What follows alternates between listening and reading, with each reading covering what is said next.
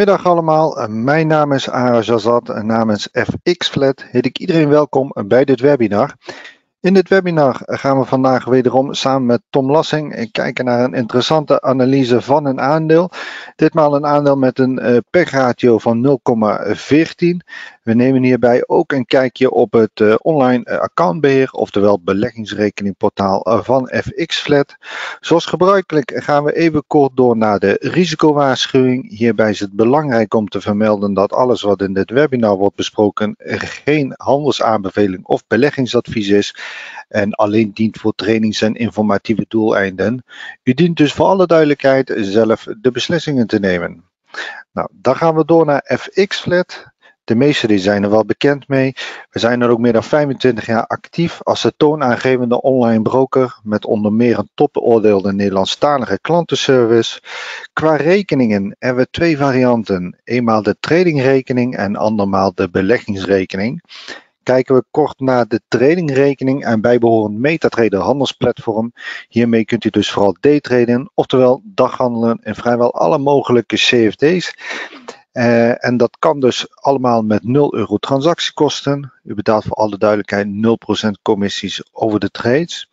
Voor de rest is het voeren van zo'n tradingrekening volledig gratis en kosteloos. U heeft 0 euro aan beheerkosten en ook geen inactiviteitsfees of dergelijke. Nou, lijkt u zo'n rekening ook interessant, dan is die gemakkelijk online via de FX-Flat website aan te vragen. Wat verder nog vrij uitzonderlijk is en waar we ook heel erg trots op zijn bij FX-Flat, dat is onze hoge depositogarantie tot maar liefst 1 miljoen euro voor de MetaTrader tradingrekeningen. Afsluitend hebben we ook nog eens de demo tradingrekening en hiermee kunt u 30 dagen lang gratis en vrijblijvend kennis maken met het MetaTrader handelsplatform, het daytraden en u ontvangt hierbij ook nog eens gratis oefengeld en de realtime koersen. Nou, dan gaan we door naar de beleggingsrekening, waar we vandaag samen met Tom ook een kijkje nemen op het online accountbeheer. En hiermee kunt u vooral wereldwijd beleggen op meer dan 135 beurzen in 33 landen wereldwijd. Denk hierbij bijvoorbeeld aan Nederlandse aandelen, opties, ETF's enzovoort vanaf 1,90 euro. Maar ook bijvoorbeeld Amerikaanse aandelen zijn al te beleggen vanaf $1 per stuk. Nou, bij deze beleggingsrekening geldt ook dat u geen beheerkosten heeft en het aanvragen van zo'n rekening gaat gemakkelijk online via de FX-Flat website. Wat verder nog handig kan zijn is de mogelijkheid voor een depootoverdracht. Dus wilt u de overstap maken van uw huidige broker naar FX-Flat, dan kunt u op die manier eventueel uw effectenportefeuille overdragen. Wat verder nog handig kan zijn is de mogelijkheid tot het openen van een zakelijke beleggingsrekening. Als een van de weinige online brokers bieden we die mogelijkheid nog aan. Dus heeft u bijvoorbeeld een BV of een eenmanszaak en wilt u ook genieten van de vele voordelen wat het met zich meebrengt, kunt u uiteraard bij ons terecht. Afsluitend van het verhaal hebben we ook nog eens de demo beleggingsrekeningen in twee varianten. Eenmaal de Trader Workstation demo die aan te vragen is via de FX-Flat website. En anderzijds de paper trading demo rekening die 1 op 1 hetzelfde uitziet als het online accountbeheer, waar we zo meteen een kijkje op nemen. En die krijgt u voor alle duidelijkheid bij het openen van een live rekening. Nou, dat gezegd hebbende, als er eventueel nog vragen of opmerkingen zijn tijdens het webinar, laat zich rust achter, dan pakken we die samen op. En dan gaan we door naar Tom. Goedemiddag Tom, welkom. Ja. Vandaag wederom een interessante analyse van een aandeel met een PEG-ratio van 0,14. Dus goedkoop te noemen. Ik ben zelf ook heel erg benieuwd, dus laten we beginnen. Ja, nou dankjewel. Welkom iedereen. Ik ga het inderdaad hebben over zo'n goedkoop aandeel. En voordat ik dat doe, wil ik het eerst even hebben over wat voor soorten beleggers er zoal zijn. Je hebt beleggers die willen echt beleggen op momentum. Een aandeel gaat omhoog en willen daarop mee rijden. Zo'n aandeel ga ik vandaag niet bespreken. Vandaag ga ik een aandeel bespreken wat beleggers zoeken die op zoek zijn naar koopjes. Die zeggen van ja, dit is een gouden kans.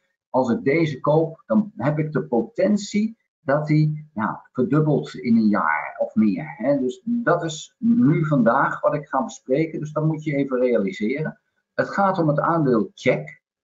En dat is een Amerikaans bedrijf. De koers is nog geen $3, dus dat is echt heel laag. Maar we zien hier al de target vanuit de analisten is meer dan $6. Dus dat is die 100% in 12 maanden potentieel. Er is geen enkele garantie dat het ook zo gaat gebeuren. Dus dan moet je even goed realiseren. Maar het is wel zo'n aandeel dat potentie er is. En analisten denken dat. Ze maken nog verlies op dit moment. Ze zijn 300 miljoen waard. Het is niet zo'n heel groot bedrijf. En hier zie je de koers van de laatste 6 maanden. Dat geeft toch wel duidelijk aan dat we op zoek zijn naar een bodem. En ik weet dat er een bodem ligt op 0. En daar zijn ze al akelig dichtbij aan het komen op deze manier. Dus er is al wel wat over te zeggen. Gaan we naar de statistiek. Dan zien we nog steeds dat die 300 is de nieuwe market cap. Maar er wordt eigenlijk gezegd, ja, maar het bedrijf is 530 miljoen waard. Ja, dat kan wel zijn, maar op de beurs wordt er maar 300 miljoen voor gegeven. Op dit moment wordt geen winst gemaakt, dus die koers-winstverhouding is natuurlijk onzin. Een koers-winstverhouding van 8400. Volgend jaar zou de koers-winstverhouding nog geen 3 moeten zijn. Dat is extreem. En dan zie je op die pech-ratio 0,14. Ook dat is extreem goedkoop. Daar gaan we zo meteen eens even naar kijken wat daar aan de hand is. Nou, er wordt geen winst gemaakt. Er is een short positie van 19,5%. Dus als het omhoog gaat, dan knalt het ook omhoog. Want dan moeten die shorters als een gek gaan sluiten. Dus dat is ook weer een punt van als het gaat, dan gaat het ook als de brandweer. Omzet 700 miljoen. Daar kom ik zo nog even op terug. Er is een groei, is er dus niet. Er is een krimp van de omzet op dit moment. We hebben aan cash 390 miljoen. Ze hebben aan schuld 616 miljoen. Maar ze hebben ook een vrije kasstroom van 129 miljoen. Dus dit is op zich een hele gezonde situatie. Niks mis mee. Er wordt geen dividend uitgekeerd. Nou, dan even naar het bedrijf. Er is één ding van belang en dat is al aangegeven. Event details, restructuring announcements. Nou, daar moeten we naar gaan kijken. Dat is van belang. Er is in mei bekendgemaakt, we gaan herstructureren met dit bedrijf. Dat is nodig, het gaat niet goed genoeg en we moeten iets gaan veranderen. En wat ze hebben gezegd, we gaan terug de focus brengen op waar wij voor staan. Waarom is check op deze aard gezet? Daar gaan we naar terug. Ze deden van alles nog wat erbij, overal proberen te snoepen van, oh, dat is ook nog een handig marktje. En dat werkt dus niet. Dus wat ze doen, is dat ze een leeromgeving bieden voor studenten.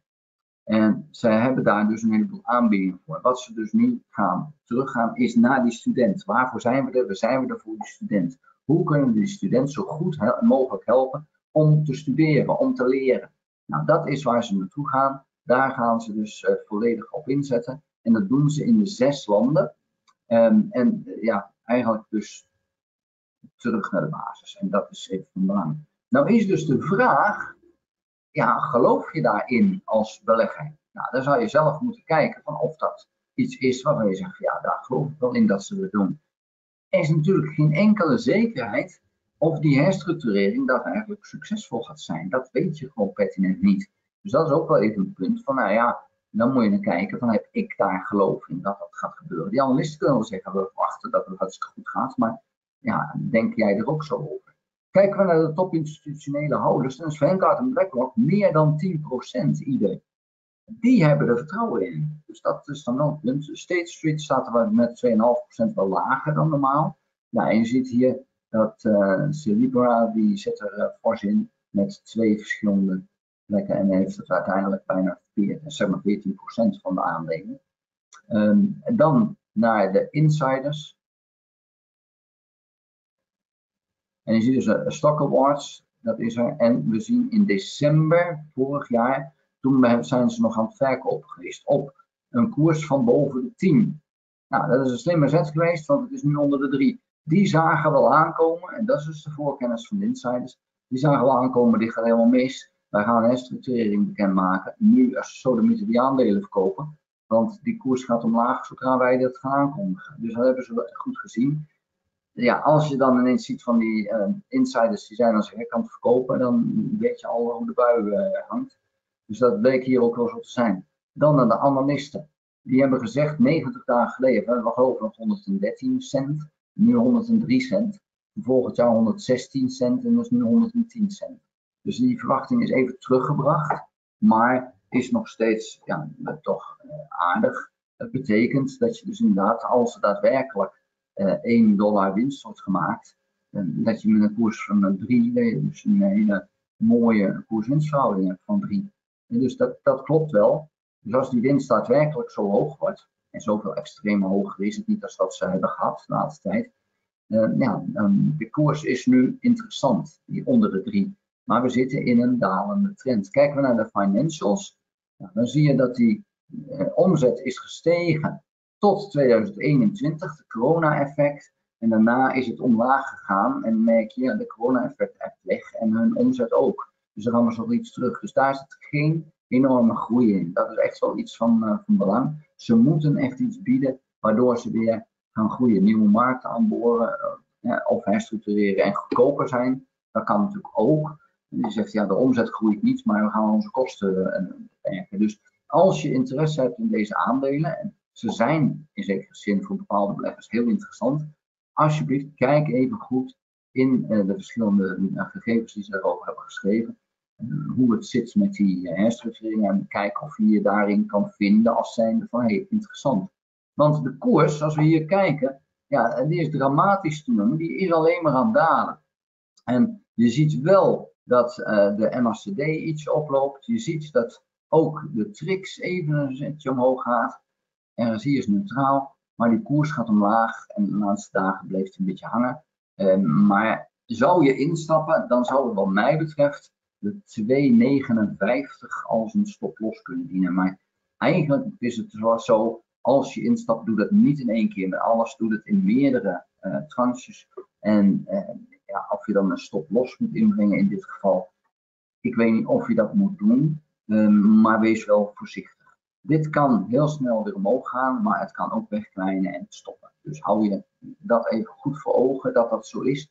Kijken we naar de chart wat langere termijn, dan zie je, en dat zie je hier even, ik ga iets omlaag scrollen.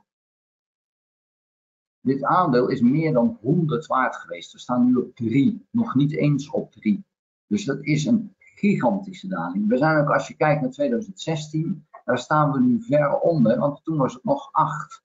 En nu staan we op 3. Dus ook op de lange termijn, als je kijkt, dan is dit aandeel zoveel omlaag gegaan. Dat is meer dan je zou verwachten. Als ze het voor elkaar krijgen om zich te handhaven in de markt, om het toch weer te verbeteren, dan heb je hier een prachtige kans. Ik geef die garantie niet, dat kan ik natuurlijk niet. Dat kan niemand geven. Analisten zeggen, ja, verdubbeling in 12 maanden. Dat is zeer wel mogelijk. Maar terug naar 0 is ook mogelijk. Die kans achter ik niet zo groot, maar die is er wel. En het kan ook zijn dat er een andere partij zegt, ja, dit is nu zo interessant, ik doe een bod om eens over te nemen. Maar dan gaan ze dat niet op 20 doen. Dan doen ze dat op 4 of op 5. Dan proberen ze het over te nemen. Dus, en dat is nog altijd de winst ten opzichte van nu. Dus ben je een belegger die koopjes zoekt, dan ligt hier een hele mooie kans. Ben je een momentumbelegger, dan blijf je hier volledig vanaf, want hier is totaal geen momentum gaande. Wanneer zou het vanuit momentum kunnen? Nou, dat is als die MA50 minstens opwaarts doorbroken wordt door de MA9. Dat is 1. Het liefst moet de MA50 dan neutraal of positief gericht zijn. Nou, hij is nu nog echt naar beneden aan het gaan. En dan zou het ook mooi zijn als die andere indicatoren ook een positief signaal afgeven. Maar dat is voor de momentumleggers. De bodemzoekers, de bodemvissers, die zouden nu al kunnen kijken van ja, wanneer stap je in. Ik heb de aandelen zelf overigens niet, weet dat. Ik heb dit aandeel als tip gekregen van een van de kijkers. Dus daar ben ik wel heel blij mee, want ja, ik kan ook niet alles volgen en alles vinden. Maar dit is een interessant bedrijf. En zeker als je zo'n bodemvisser bent als belegger, ja, dan ligt hier toch wel een heel leuk aandeel. Aris, zijn er vragen? Nou, bedankt tot zover, Tom. Ik heb hier een vraag van Lex en zijn vraag is als volgt. Waarom zou je geen stoploss inbrengen? Ja, in feite omdat dit zo laag gewaardeerd is, dat ik zoiets heb van ja, met een aandeel wat nog maar $3 kost, is het heel snel dat het eventjes omlaag kan. En hier, de omzet zal ook niet zo heel hoog zijn meer. Dan is het heel snel mogelijk dat marketmakers daarmee spelen en eventjes de koers omlaag gooien naar 2,50. Want die weten ook 2,59, dat is zo'n logische stoploss. Ja, wie er nou instapt, er is handel. Want als je kijkt hoeveel die omzetten, die zijn op zich wel aardig ten opzichte van zoveel jaar geleden. Dus die zijn dan best goed, alleen qua volume, qua euro's of dollars in dit geval, is het niet veel meer. Omdat je kan wel veel aandelen verhandelen, maar die zijn nog maar $3 waard. Ja, als je hier kijkt, toen was het 98% meer waard. Was de omzet bijna even hoog. Ja, maar dat is wel keer 100 ten opzichte van in dollars gemeten. Dus ik zou het niet doen. Die stoploss inbrengen. Je kan hem voor jezelf misschien wel aanhouden. Zo van ja, de medische verzekeraar. Maar ik ben zo bang dat dit speelbal is van de marketmakers. Die gewoon dan zeggen van oh, zet hem even maar kijken wat er gebeurt. En wie we er dan uitjassen. En ja, dan is het leuk voor de omzet voor de marketmakers. Want die hebben omzet nodig. Dat creëren ze ermee. Maar je bent als een belegger natuurlijk goed sjaak. Wat je zou kunnen doen, eventueel om te kopen, is niet zozeer nu inleggen op 2,98, maar leg hem in op 2,63. Dat zou je ook kunnen doen. Gewoon een koopwaarde 2,63. Zou er gespeeld gaan worden door de marketmakers, dan maak je er juist gebruik van. En dan moet je net boven de steun gaan zitten. En ik denk dat de steun 2,60, 2,59 zou kunnen zijn. En dan moet je er net boven zitten. Of het succesvol is, dat weet ik niet, maar dat zou wel een strategie kunnen zijn. Wil je deze aandelen hebben, dan zeg ik van nou, koop dan een eerste tranche nu op 2,98.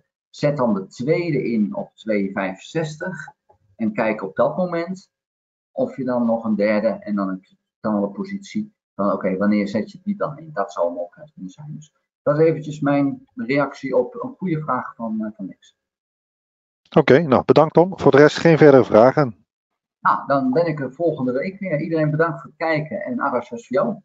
Nou, geweldig. Zoals altijd Tom, een interessante analyse en uiteraard ook iedereen bedankt voor zijn aanwezigheid. Als er eventueel nog vragen of opmerkingen zijn, dan zijn we te bereiken middels onze klantenservice telefoonnummer of een e-mail sturen naar service@fxflat.com kan ook. Dan wens ik tot slot iedereen namens FXFlat nog een prettige middag verder en tot de volgende webinar. Tot ziens.